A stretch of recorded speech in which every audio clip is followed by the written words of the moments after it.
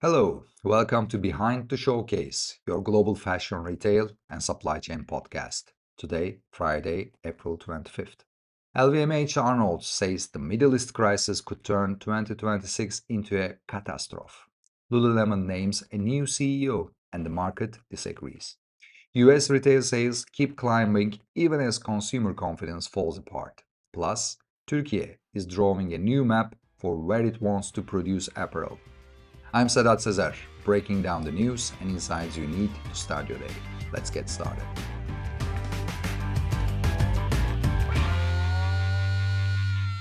Let me start with the number that's going to frame a lot of boardroom conversations this week minus 26%.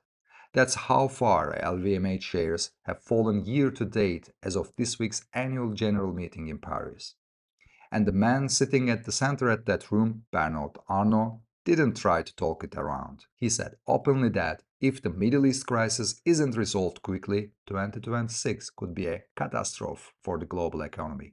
His word, not mine. Now LVMH's quarter numbers carry the mechanics of that risk inside them. Reported revenues fell 5.9%, organic growth of just 1%. The Middle East conflict alone hit organic growth by around 1 percentage point, and the region, which accounts for the roughly 6% of LVMH's total business, had what Arnold described as a very difficult quarter. Brent crude is still about 100 a barrel as Hormuz tensions stay elevated. And that's compressing tourist flows into Europe, hitting duty-free, hitting foot traffic in Paris, Milan, and London. The mechanism is direct. No Gulf tourist means fewer full-price purchases at flagships. The fashion and the leather goods division is still held at 35 operating margins, which is operationally impressive given the headwinds, but the revenue trajectory is going to the wrong direction. And I'll say this because I think it needs to be said when the world's wealthiest man controlling one of the most profitable consumer conglomerates ever assembled stands up at a shareholder meeting and uses the word catastrophe. That's not a hedge, that's a signal. And I'll be honest, it's frustrating to watch geopolitical decisions made with no apparent regard for the economic damage they are causing for everyone down the supply chain. Anyway, here's the operational read for anyone sourcing into the premium or luxury space. The buying conversation at these groups is getting tighter, not looser. Margin pressures flows downhill. If you're a supplier to any of the major luxury groups right now, your customer procurement team is under pressure from above. Be ready for that call. This connects directly to what's happening on the brand side one tier below luxury. Lululemon just named Heidi O'Neill as its new CEO. O'Neill comes from Nike, where she ran consumer, product, and brand.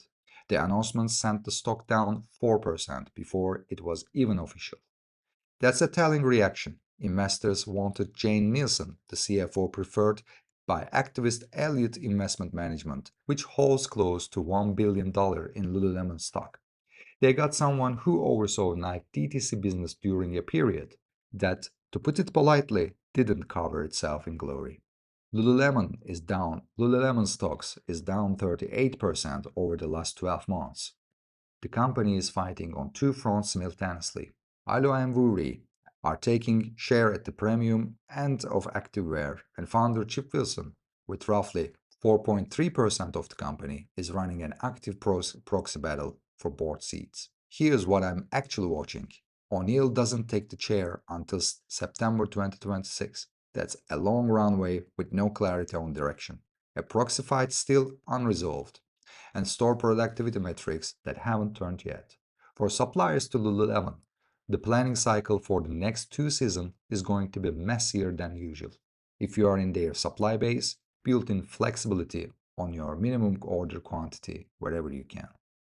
Same pattern, different segment. ASOS reported its first half fiscal year 26 result this week, and they're a mixed picture that's actually worth reading carefully.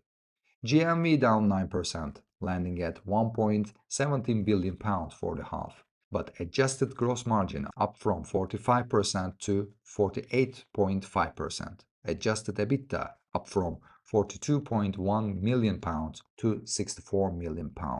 And new customer growth in March hit plus 9%, the first positive reading on that metric since September 21. That last number matters more than the GMV decline. ASOS has been in margin repair mode for 2 years.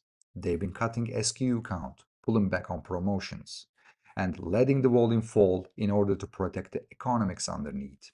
The fact that the new customers are growing again while margins are expanding suggests the repositioning is actually working. There's a tariff wrinkle too. ASOS is recovering several million paid under IEEPA tariffs, and they flagged proactive supply chain measures against Middle East disruption. They maintained full-year guidance, EBITDA 180 million pounds, gross margin improvement of at least 100 basis points. If you ask me, ASOS is not out of the woods, but they are walking in the right direction. For brands and suppliers tracking the mid-market e-commerce channel, this is a useful signal. The platform is rebuilding on margin, not volume. Pitch accordingly. This brings us to the US consumer picture, because there are divergences happening that every sourcing director needs to be aware of. Consumer confidence in the US has been falling all year. Sentiment surveys are in decline. You'd expect retail numbers to reflect that. They don't. March discretionary spending came in up 8% year on year, following 6% in January, 5% in February. Global Data's Neil Sanders called it a solid March, while flagging that storm clouds are building. Here's the mechanics of the divergence. Higher income households are still spending freely, pulling the aggregate numbers up. Lower income households are being squeezed by fuel cost. And the Iran war has pushed US fuel prices more than 15%, plus food and housing inflation. Tax refunds, which ran 17% higher than last year at more than $40 billion total, inflated the March reading. Moody's is projecting real personal consumption growth of just 1.5% for full year 2026. That's not a contradiction, but it's not strong either. The operational read, the US mass market is softening below the surface, even when the headline number looks healthy. For brands positioned in the value and mid-market segments, the next 2 quarters will test whether March was real demand or pulled forward spending. Plan your inventory accordingly.